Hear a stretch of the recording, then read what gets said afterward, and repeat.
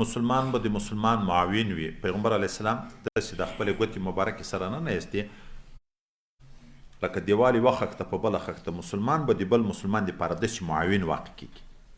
پیغمبر علیه السلام صحابهو ته وویلې ګوره یو ځل حاجت مو ولیدو هر چا خو دلاوري نه شوه کړه چې د پیغمبر صلی الله علیه وسلم سره خبره وکړي، تاسې یې سپارښت ماته کوي. نور د ما په ژبه د خدای هغه خبر جاری کی چې الله ته محبوب وي. څه معنا؟ خبره به مقدره کیږي خو تا ته په دا سپارش خدای پاک ثواب درکوي. تا ته په سپارش خدای پاک ثواب درکوي. حدیث مبارک کې راځي وایي څوک چې د چا د مشکل د حل دپاره کوشش وکړي حاجت یې پوره هم نه کړي، کوشش وکړي دغه دپاره مغفرت ذنوب کېږي، الله جنت ورته واجب کړي.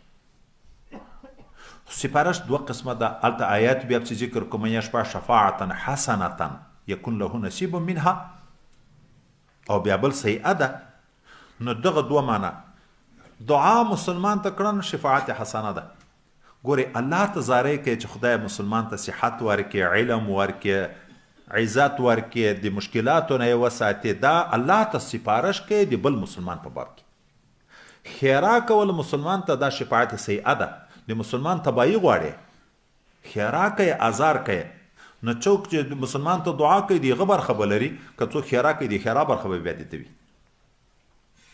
یا یو سړی مظلوم ده، د دغه سره بل څوک زورور ده، ظالم ده، د مظلوم وست حکومت کې نه رسیږي، ته ملک یې، ته خان یې، ته ملا یې، ته سپارشي وست لرې، ورشه هغه حاکم د وخته د ده په باب کې سپارش وکړه چې دا مظلوم ده، نور که مشکل یې نه شو حل هم تا ته به خدای پاک خپله برخه درکړي.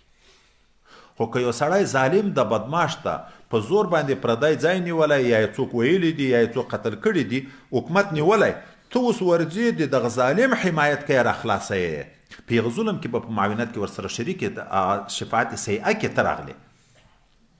نو مسلمان به د مسلمان دپاره خیرخوا چې څومره په وس باندې پوره وي خبره. نور یو طرف ته وایي مطلوب پوره کول خو د تا نه ده، هغه خو د الله تعالی مقدر خبره ده، خو تا ته به په ښه خبره، په ښه دعا خدای پاک ثواب